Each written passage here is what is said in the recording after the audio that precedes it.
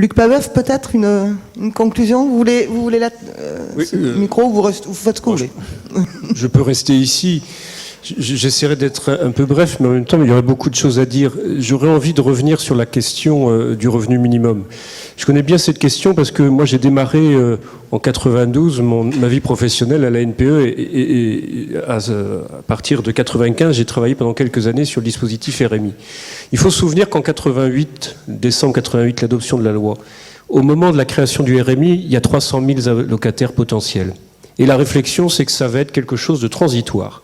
On est dans une période d'une crise où il faut savoir que le chômage de masse, il apparaît au milieu des années 70, c'est un moment où René Lenoir parle des oubliés de la croissance. La question de l'exclusion, à ce moment-là, elle apparaît comme quelque chose presque un peu d'accidentel ou d'inhérent à des situations particulières. Je ne dis pas que c'est vrai. Je veux dire qu'à un moment donné, le discours, il est de cette nature. En 88, lorsqu'est créé le RMI, c'est l'idée que les dispositifs conventionnels de solidarité, qui sont garantis, y compris nationalement. Alors d'un côté conventionnel, c'est le régime d'assurance chômage, l'allocation de chômage, et puis pour les personnes qui avaient travaillé suffisamment, l'allocation de solidarité spécifique, apparaissent insuffisantes. On dit on va créer un filet de sécurité. 10 ans après, en 99, il y a 1 million de bénéficiaires. 20 ans après, il y en a 2 millions. Et petit à petit, alors que le contrat d'insertion n'était pas conçu initialement comme la contrepartie de l'allocation, il y a eu, parce qu'il y a aussi cette question-là, et ça a été évoqué, les gens qui ne viennent pas par Mireille Borde, parce qu'ils ont peur, parce qu'il y a tout un discours de stigmatisation de la précarité. Moi, je garde en souvenir lorsqu'un certain monsieur Raoult parlait de la contre-culture du RMI. C'est odieux quand on a travaillé avec des personnes en grande précarité, parce que, comme l'a dit Mireille Borde, c'est compliqué d'être en situation de précarité, parce que vous passez votre temps à devoir vous justifier et aller dans des services qui ne sont pas organisés. Moi, je travaillais sur une commission locale d'insertion à Bordeaux-Sud.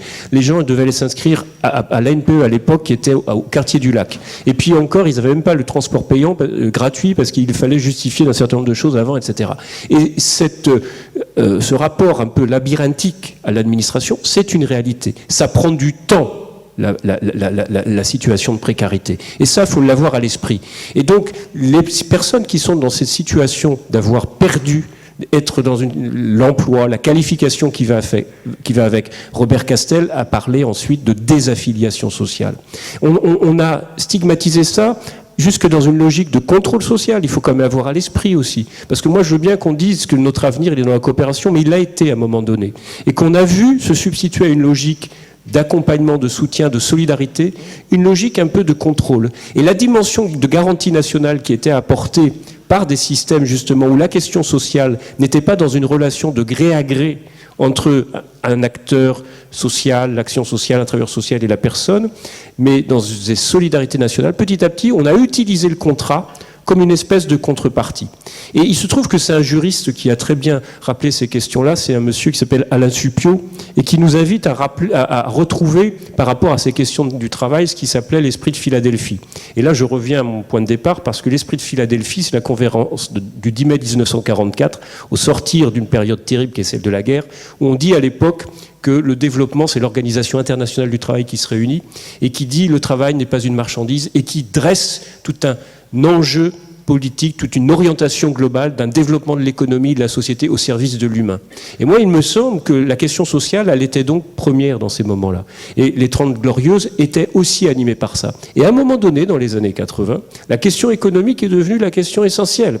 Et le social est devenu un élément de réparation et non pas une finalité de l'économie. Et à partir de là, la question de l'exclusion est devenue une relation un peu contractuelle, de gré à gré, etc., dans un labyrinthe où tout le monde s'y est mis, et qui a fait perdre de la visibilité, parce que ça a été ça aussi qui s'est développé. C'est que petit à petit, dans cette logique de compensation, mais qui n'interrogeait pas aussi la production de la précarité, qui renvoie à des choix d'une orientation économique. Je rappelle qu'on parle de la crise de 73, du pétrole, etc., mais enfin, l'abandon de l'étalon or, d'un certain nombre de choses, le grand moment de la financiarisation de l'économie, c'est 1971 quand même. Et en même temps que l'économie se financiarise, qu'elle se désincarne, qu'elle se déterritorialise, qu'elle se déshumanise, eh bien effectivement, les indicateurs de la pertinence économique, c'est pas la question humaine, c'est pas l'autre, c'est pas le sens, c'est pas le travail, c'est pas ça. C'est un type de performance qui produit cela. Du coup, il faut avoir aussi cette réflexion sur qu'est-ce qui produit de la richesse et comment, pour le coup, justement, on garantit à tout individu une capacité d'existence. Alors, moi, il y a plusieurs versions du revenu universel, il y a plusieurs conceptions.